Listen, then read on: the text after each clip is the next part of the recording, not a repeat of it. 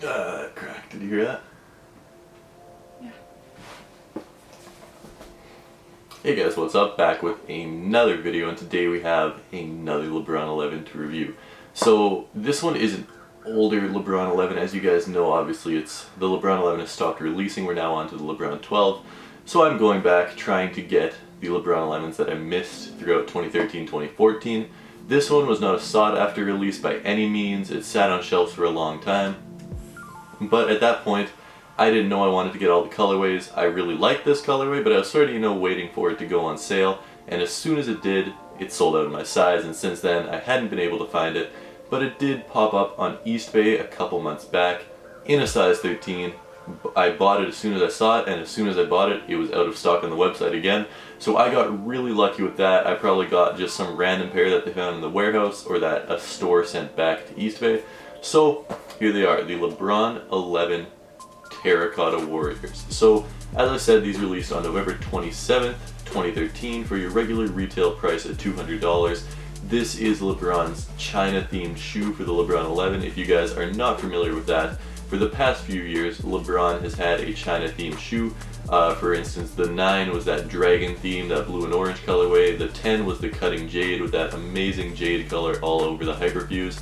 And here we have the Terracotta Warrior. If you don't know what a Terracotta Warrior is, way back when, like several thousand years ago, some Chinese emperor got all his workers to build him this statue army, like an army of statues built out of terracotta. So it's like a whole bunch of mannequins basically with like armor and swords and stuff made out of terracotta. And the reason he wanted these is for him to be protected in the afterlife. He thought these things would protect him. So he got a whole bunch of these statues. And very recently, as far as history goes, I guess, we unearthed these. Some archaeologists just dug them up, found them, and now you can go see them. It's a big tourist attraction. If you guys don't know what I'm talking about, I definitely recommend Google imaging them because they are pretty cool, but this shoe is themed after those. So I'm going to give you a quick detailed review and then go into the on-foot look. But before we get into that, if you guys could hit that like button and that comment button, or not comment button, but you know what I mean, leave a comment, and we'll get into it right now. So starting off on the bottom, as you see, we have this purple outsole with the red cutouts. Same traction pattern, same deal that you see on all the LeBron 11s, but on the shank plate it looks really crazy. That awesome design with the crazy colors. It reminds me of a circuit board in certain ways, just the way the color blocking is and the patterns, with that red LeBron James signature right on top of it. Moving on to the upper, we do have 3 shades of gray from the Hyperposit, the Hyperfuse, and the Breathable Mesh up top. The Hyperposit, as you can see, features these really cool designs on them. These are supposed to resemble the chainmail pattern that would have been found on the Terracotta Warrior statues, and all of these designs actually are 3M. You have your 3M swoosh right there on the medial toe, as well as this crazy purple swoosh on the lateral side. All the designs you see on this swoosh are also 3M, same designs that you see on the shank plate on the bottom.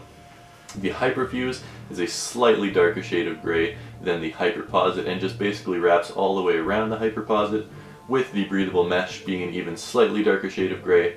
The tongue is the same shade of gray, once again that Breathable Mesh, with your rope laces in the same shade of gray with a slightly lighter shade of gray, with the comprising those speckles right there. The laces are held in by this mint green flywire, as you can see, and on top of the tongue you have your LJ Crown logo in purple with those designs that we saw on the swoosh and the shank plate, and of course your little red tab right there.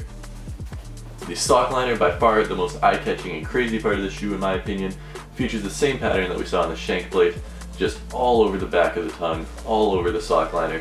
Really awesome colors. You have like green, dark green, red, purple, just a really nice pattern. I think it's really well done. I'm not really sure what it has to do with Terracotta Warriors, but I'm not complaining because it looks awesome. And on the insole, if you guys can see that, it is purple with your red James flipped around. It says LeBron logo printed on in that rubbery sticky stuff that we have on all the rest of the LeBron 11s. So that pretty much wraps up what this shoe looks like, guys. I'm a huge fan of it. Back when it released, I wasn't really feeling it, to be honest. Like, I did not appreciate the subtlety of it. I was like, oh, it's just gray, I can pass on it. Until fairly recently, if a shoe wasn't bright and crazy, it didn't really catch my eye.